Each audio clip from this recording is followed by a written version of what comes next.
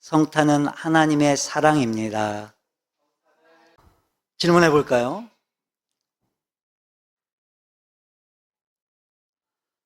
사슬에 묶여 있는 사람에게 사슬이 풀리는 것만큼 필요한 일이 뭐가 있을까요?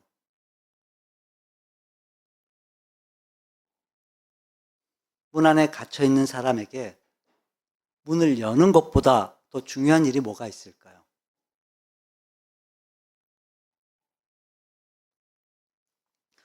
부자 청년이 하나 있었어요. 이 부자 청년이 병원에서 진찰을 받았는데 암 초기라는 진단이 나와요. 그래서 이 청년이 이제 의사한테 어떻게 하면 좋겠냐고, 이걸 어떻게 하면 좋겠냐고 이제 의사한테 물어봐요. 그러자 이 의사가 이제 암에 대해서 아주 자세히 얘기를 해주면서 다른 다 제쳐놓고 빨리 제일 먼저 수술부터 좀 하자고 얘기를 해줘요. 이 부자 청년이요, 아주 큰 사업을 벌여놔가지고 이 수술을 하게 되면 이제 언제쯤 일을 할 수 있냐라고 이제 다시 의사한테 물어봐요. 그때 의사가 수술이야 금방 끝나죠. 금방 끝나지만 이제 수술 후에 한 6개월 정도는 쉬어야 됩니다라고 얘기를 해줘요. 회복을 해야 된다고 얘기를 해줘요. 근데 이 부자 청년은요, 이 사업을 포기할 수가 없었어요. 한 달에 수십억씩을 버는데 포기할 수가 없었어요. 청년이 결단을 해요.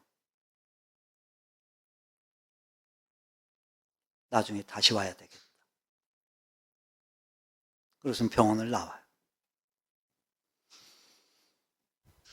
그래서 이제 몇 달의 시간이 지나갔어요. 통증이 너무 심해진 거예요. 통증이 너무 심해져서 다시 병원을 찾았어요. 검사를 했죠. 말기래요, 이제. 암 말기가 돼버렸어요. 청년이 수술을 해달라고 매달려요, 의사한테. 근데 이제 늦어서 수술을 할 수가 없대요. 몇백억이라도 내가 줄 테니까 수술 좀 해달라고 울며불며 의사한테 매달려요. 하지만 방법이 없어요, 의사도. 이미 온몸으로 전이가 됐기 때문에 이미 늦어서 의학의 힘으로는 고칠 수가 없어요. 결국 고통에 시달리다 청년은 죽음을 맞고 말아요. 여러분, 암으로 죽어가던 이 부자 청년에게 만약 살 수 있는 방법이 있었다면 어떻게 했을까요? 이 부자 청년이. 어떻게 했을까요? 정말 그 무엇이라도 다 하려고 했을 거예요. 전 재산을 다 바쳐야 하는데도 바쳤을 거예요. 전 재산을 다 바쳐서라도 살고 싶었을 거예요. 그럼 그렇게 죽어가고 있는 사람에게 가장 필요한 최고의 선물이 뭘까요? 죽어가는 사람한테 뭐가 제일 최고의 선물이겠어요? 바로 생명이었을 거예요.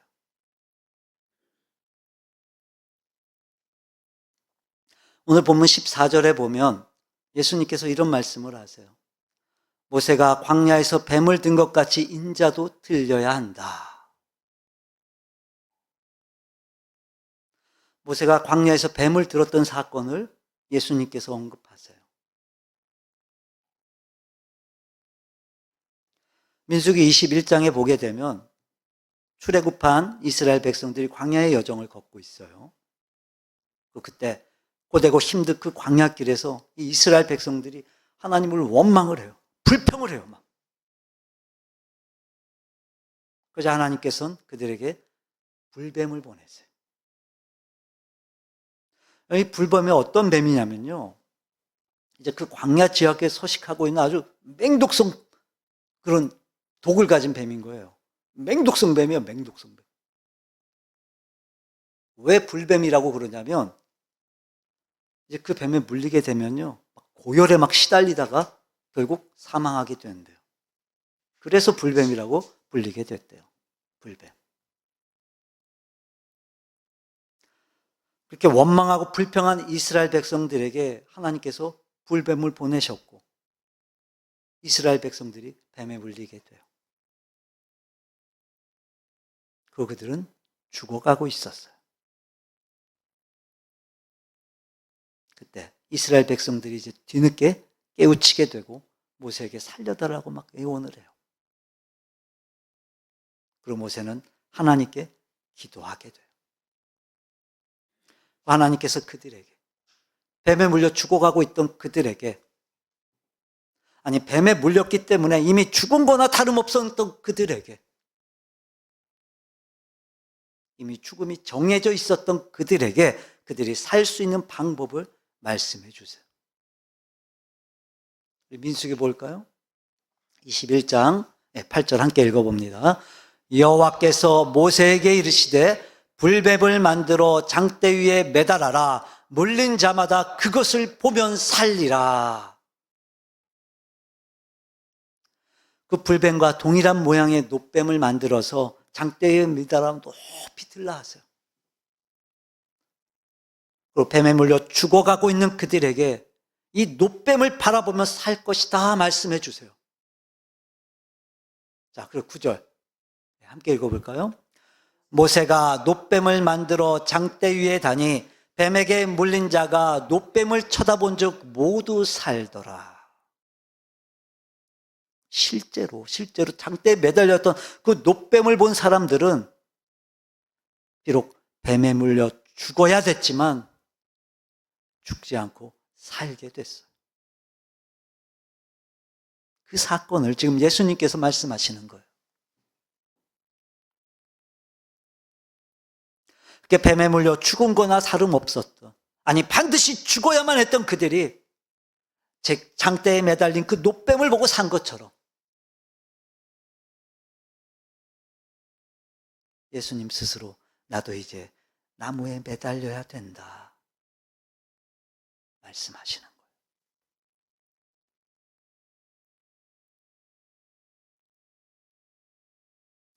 즉 인류의 죄의 문제를 해결하시기 위해서 이 땅에 오신 그리스도 예수, 그분이 이제 십자가에 매달리실 것을 말씀해 주신 거예요. 바로 죄로 인해 죽음이 정해져 있었던 우리에게 꼭 필요한 생명,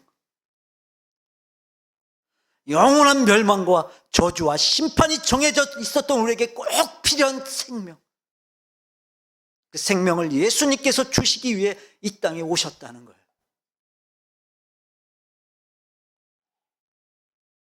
그리고 그분은 우리의 모든 죄를 담당하시고 십자가에서 죽으시고 부활하셨어요. 그리고 말씀하세요. 16절, 하나님이 세상을 이처럼 사랑하셨다. 하나님이 세상을 이처럼 사랑하셨다. 그리스도 예수께서 십자가를 지고 인류의 모든 죄를 위해 죽으신 것을 지금 하나님의 사랑으로 예수님이 표현하고 계세요. 여러분, 하나님이요, 세상을 사랑하세요.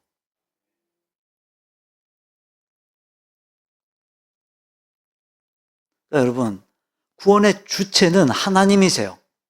하나님이 세상을 이처럼 사랑하세요. 그도 그럴 것이 우린 그 누구도 자신의 죄에서 구원할 수가 없어요. 이미 우리의 운명은 영원한 죽음, 영원한 심판으로 우린 결정되어 있었어요.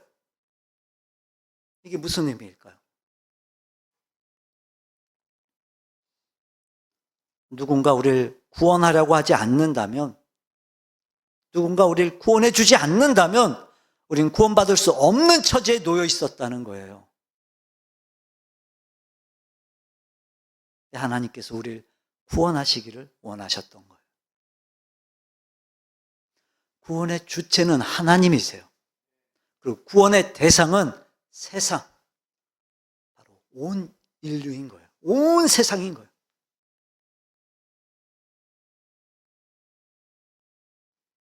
하나님이 세상을 이처럼 사랑하셨어요. 그래서 하나님이 세상을 구원하셨어요. 그러니까 우리가 구원의 대상이죠. 맞죠? 우린요, 구원이 필요한 존재인 거예요. 우린 구원이 필요한 존재예요. 정말 우리에게 필요한 건 구원이에요. 정말 우리에게 필요한 건 생명이에요, 생명. 뱀에 물려 죽어가는 사람들에게 필요한 건 생명이에요. 죽음이 결정되어 있는 사람들에게 필요한 건 생명이에요. 결박에 묶여있던 사람들에게 필요한 건 그 결박을 풀 수 있는 열쇠인 것처럼, 문 안에 갇혀있는 사람들에게 정말로 필요한 건 그 문을 열 수 있는 열쇠인 것처럼,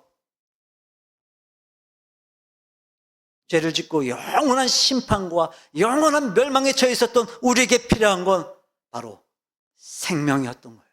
생명.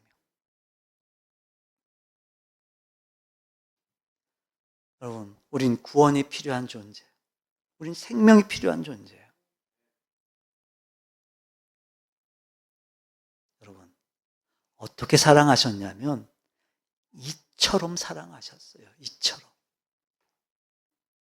바로 그 하나님의 그 구원의 높이, 깊이, 넓이, 크기가 이게 얼마나 큰지, 어느 정도인지를 설명해 주신 거예요. 이처럼 사랑하셨어요. 바로 하나밖에 없는 아들, 그리스도 예수, 독생자를 우리를 위해 내어주신 거예요. 얼마만큼 우리를 사랑하셨냐면 당신의 하나밖에 없는 아들을 포기하실 만큼 우리를 사랑해 주셨어요.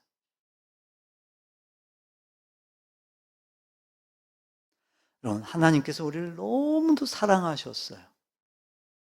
그래서 하나님께서 너무나 사랑하시는 아들 예수님을 내어주신 거예요. 이처럼.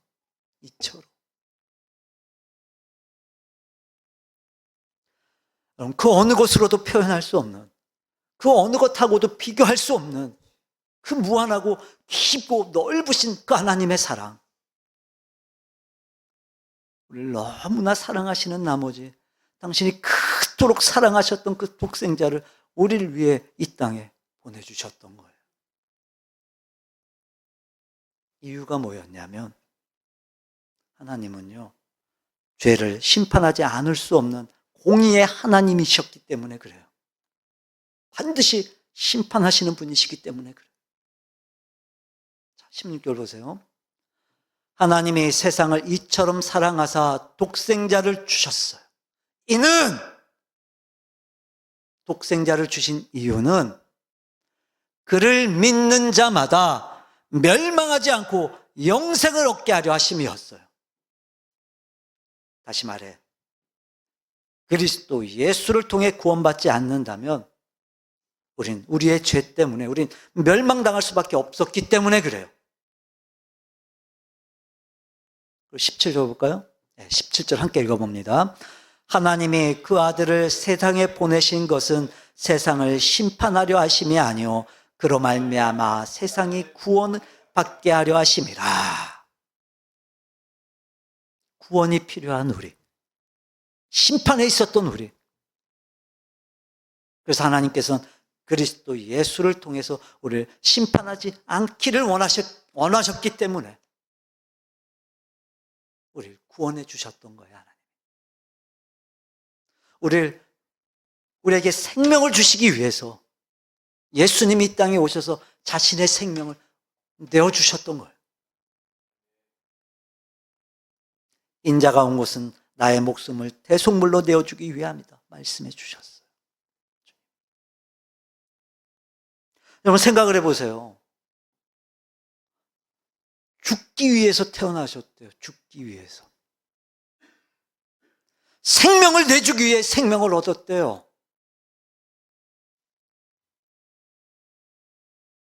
예수님이 이 땅에 오신 이유, 바로 우리를 위해 죽기 위해 오셨다는 거예요. 그분이 갖고 있는 영원한 생명, 그분이 갖고 있는 우리를 죄와 사망에서 건져주실 수 있는 그 영원한 그 생명, 그걸 위해 예수님께서 이 땅에 오셨습니다. 그 생명 주시기 위해서. 그걸 하나님의 사랑이라고 표현하고 있어요. 여러분, 예수님께서 이 땅에 오신 이유는 구원을 필요로 했던 우리, 생명이 필요했던 우리를 위해 이 땅에 오신 거였어요. 죽기 위해 오셨습니다. 주님. 모든 것을 다 내어주시기 위해 오셨습니다. 우리 주님. 어느 누가 이렇게까지 무조건적으로 우리를 사랑할 수 있겠냐고요. 어느 누가 이렇게까지 우리를 위해 희생할 수 있겠냐고요, 여러분. 하나님의 사랑은 이처럼 크고, 이처럼 위대하고, 이처럼 놀라웠어요.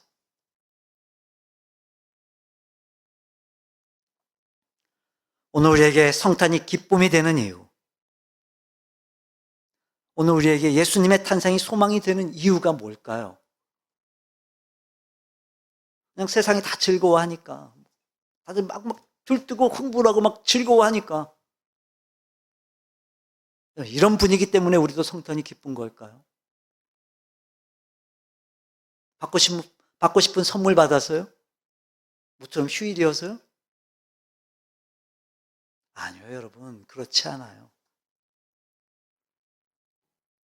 우리에게 예수님의 탄생, 그 성탄이 기쁨이 되고 소망이 되는 이유는 우리에게 정말 필요한, 하지만 그 누구도 대신할 수 없는, 대신해 줄 수 없는 생명, 하나님의 사랑을 위해 예수님께서 오셨기 때문인 거예요. 여러분, 이 세상의 사랑은요, 조건적이에요. 조건적이에요. 하지만 하나님의 사랑은 무조건적이에요. 즉, 우리가 하나님을 사랑하지 않았을 때 하나님이 우리를 먼저 사랑해 주셨어요. 우리가 하나님을 알지 못할 때 하나님이 우리를 먼저 사랑해 주셨어요. 여러분, 내가 등을 돌리고 있는데 누가 그를 사랑해 주겠어요? 내가 외면하고 있는데 누가 나를 사랑해 줄 수 있겠냐고요? 하나님은요, 무조건적으로 우리를 사랑해 주셨어요. 그 예수님을, 십자가에 달리신 그 예수님을 믿기만 하라는 거예요, 믿기만. 사망에서 생명으로, 저주에서 축복으로, 그리고 영원한 심판에서 우리를 건져주시겠다고 하나님이 약속하셨어요.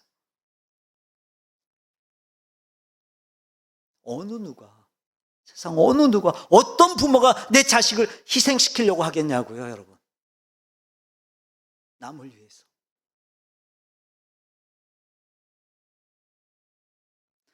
여러분, 하나님의 사랑은 정말 희생적인 사랑이셨어요.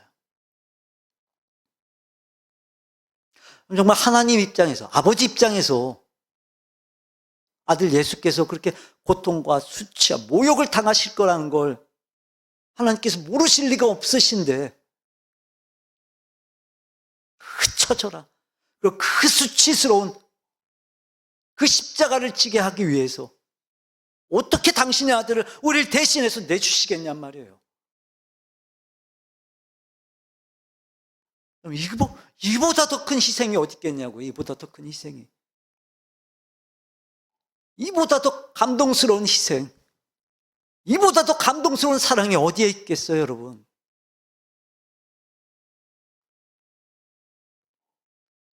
바로 그렇게 하나님은 우리를 무조건적으로 그리고 큰 대가와 희생을 치르고 우리를 사랑해 주신 거였어요. 바로 그 하나님의 사랑이 오늘 우리를 위해 이 땅에 오신 그리스도 예수이십니다. 여러분, 오늘 우리에게 주어진 이 성탄의 기쁨과 소망, 그건 바로 그리스도 예수 안에 담겨져 있는 생명 때문이며 그 그리스도 예수를 우리를 위해 이 땅에 보내주신 하나님의 사랑 때문입니다. 그런 걸 보면 십자가는요, 이 죄의 결과가 얼마나 처절했는지를 우리에게 보여주는 거예요. 그리고 이 십자가는요, 또 하나님의 공의가 얼마나 엄격한 것인지를 우리에게 가르쳐주고 있는 거예요. 하지만 또 동시에 하나님의 십자가는요, 하나님의 사랑이 또 얼마나 큰지도 우리에게 보여주고 있어요. 하나님께서는 예수님에게 죄를 담당시키시고 그래서 예수님을 십자가에 심판하실 정도로 그렇게 죄를 철저히 심판하셨던 거였어요. 철저하게 심판하신 거였어요. 하지만 그 심판에서 우리를 건져주시기 위해 우리를 너무도 사랑하신 하나님께서 우리를 구원하시기로 작정하시고 예수님을 계획하셔서 이 땅에 예수님을 보내주셨던 거예요. 여러분, 이렇게까지 하시는 이유가 뭘까요? 이렇게까지 하셔야 했던 이유가 뭘까요? 여러분, 하나님은요, 우리가 아니면 안 되셨던 거예요. 우리가 아니면 안 되셨던 거예요. 1997년 8월에 괌을 향해 가던 칼기, 대한항공 여객기가 이제 착륙 5분을 남겨놓고 추락하는 사고가 있었어요. 다 와서. 그래서 이 사고로 222명이 목숨을 잃게 되고 32명이 크고 작은 부상들을 또 입게 됐어요. 근데 이 사고에서 정치인 한 명이 목숨을 잃었어요. 그리고 그의 어머니 이야기가 이게 기사화됐어요. 그러니까 이 아들이 죽었다는 소식을 들었던 어머니가 그날부터 음식을 전혀 입에 대지 않았던 거예요. 계속해서 그 아들의 이름을 부르면서 보고 싶다, 보고 싶다.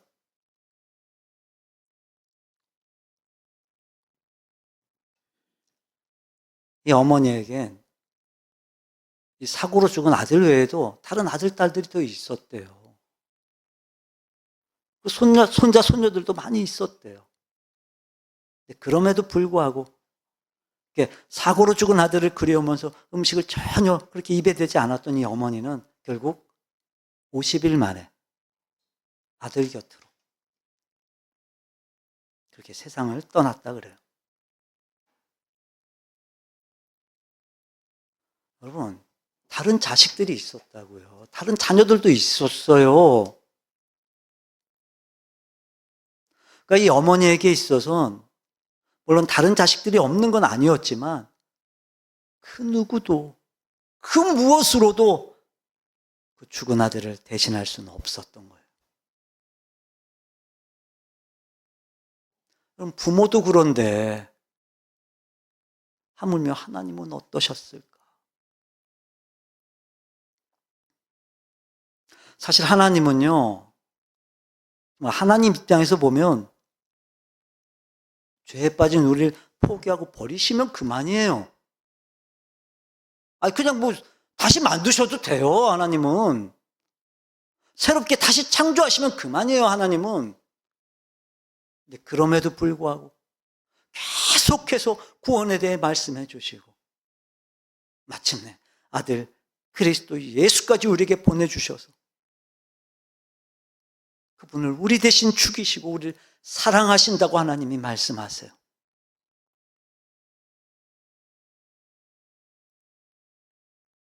우리를 구원하시기 위해 아들 예수를 십자가에 내어주시는 값비싼 대가와 희생을 치르세요, 하나님.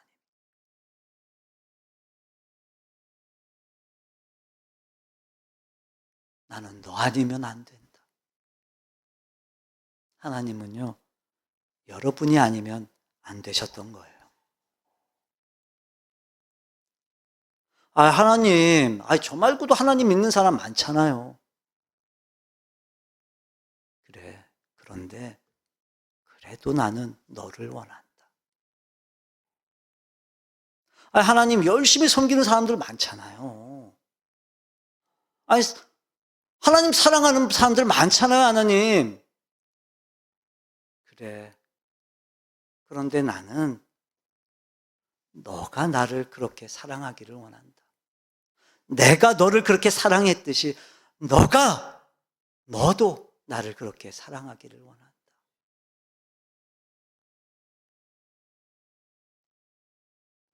여러분, 하나님은요, 끝까지 여러분들을 포기하지 않으시고 여러분들을 사랑하시는 분이세요.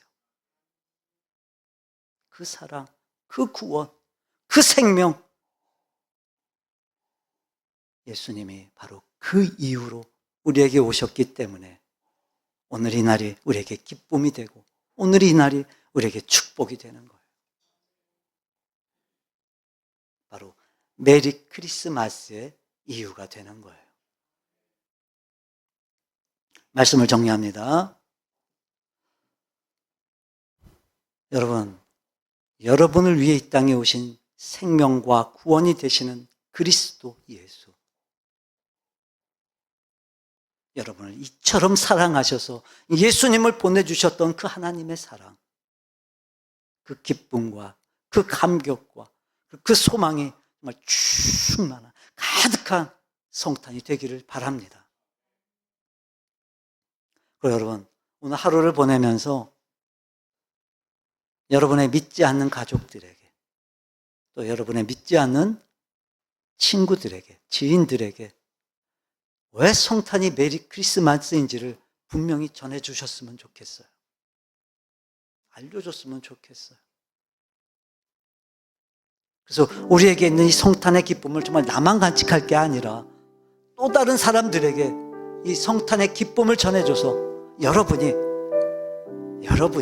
메리 크리스마스의 통로가 되시기를 바랍니다.